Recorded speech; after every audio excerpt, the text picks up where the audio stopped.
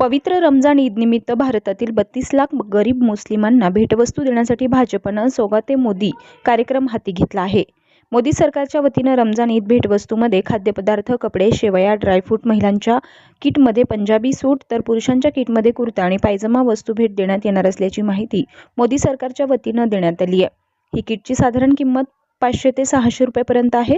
32 lakh मुसलमानांना kit देणं म्हणजेच सरकारचं 1 अरब 60 कोटी रुपये सौगाते मोदी मुसलमानांना खुश करण्यासाठी आणि आगामी निवडणुका डोळ्यासमोर असल्याचं दिसून येत आहे.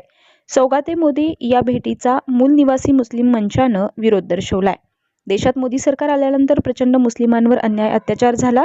मॉब लिंचिंगच्या नावाखाली मुस्लिमांची कत्तली झाली. देशात मस्जिद, मंदिरच्या नावाखाली हजारो मुसलमानांना तुरुंगात टाकलं तर काही मुसलमानांच्या घरावर बुलडोझर फिरवण्याचं काम मोदी सरकारनं केलंय. मोदी साहेबांचे आमदार आणि खासदार सतत मुस्लिमांच्या धार्मिक भावना दुखवण्याचं काम करतात. सरकारचे लोक त्यांना शाबासकी देतात. संघ परिवार, VHP, बजरंग दल आणि इतर हिंदुत्ववादी संघटनांच्या माध्यमातून मुस्लिमांचा छळ केला जातो, दहशत निर्माण केली जाते. वास्तविक पाहता मोदी सरकारने मुसलमानांवर होणाऱ्या अन्याय, अत्याचार, दहशत थांबवण्याचं काम करावं. असं केलं तरी हीच खरी मुसलमानांसाठी सौगाते मोदी ठरेल.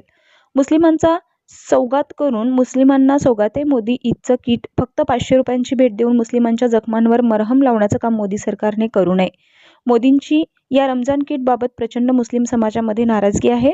पुणे बोपोडी या ठिकाणी मूल निवासी मुस्लिम मंचाने सौगाते मोदीचा विरोध करण्यासाठी कार्यकर्ते एकत्रित आले होते. संस्थेचे अध्यक्ष अंजुम इनामदार यांनी मुस्लिम समाजाला आवाहन केलं की तुमच्या घरी मोदी सरकारची सौगाते मोदी रमजान किट आली तर त्याला परत करा.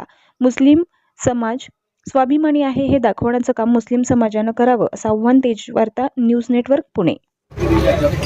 नुकताच मोदी सरकार यांनी सौगाते मोदी या नावाची घोषणा करून भारतामध्ये असलेल्या 32 लाख मुसलमान समाजाला ईदचं किट म्हणजे त्या किटमध्ये शिरकुर्मा असेल, खजूर असेल, साखर असेल आणि कपडे असेल.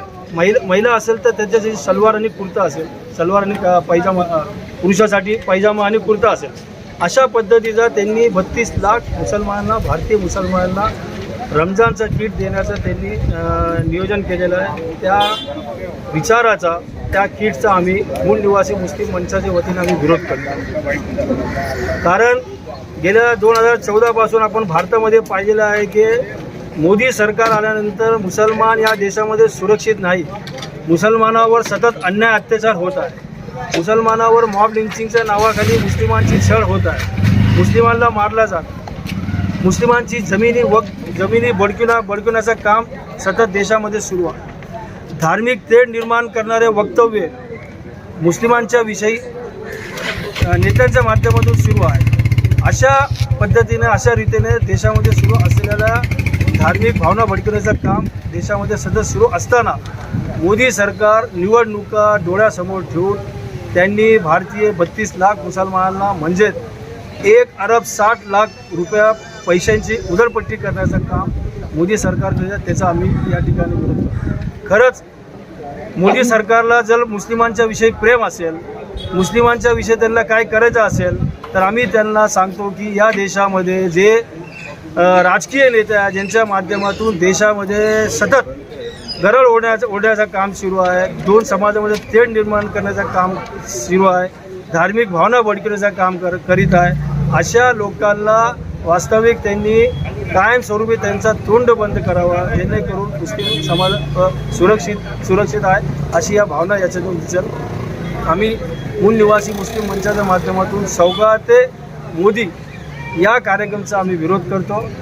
खरंच त्यांना जर काय करायचं असेल तर या देशामध्ये शांतता नांदावी, एकात्मता नांदावा, सर्व समाज बांधव एकमेकांचा आदर करावा, अशा पद्धतीने त्यांनी कार्यक्रम आणून समाजावर त्यांनी चांगला हे दाखवावा असा या ठिकाणी मी संदेश देतो. मी अंजुम इनामदार, मूल निवासी मुस्लिम मंच अध्यक्ष.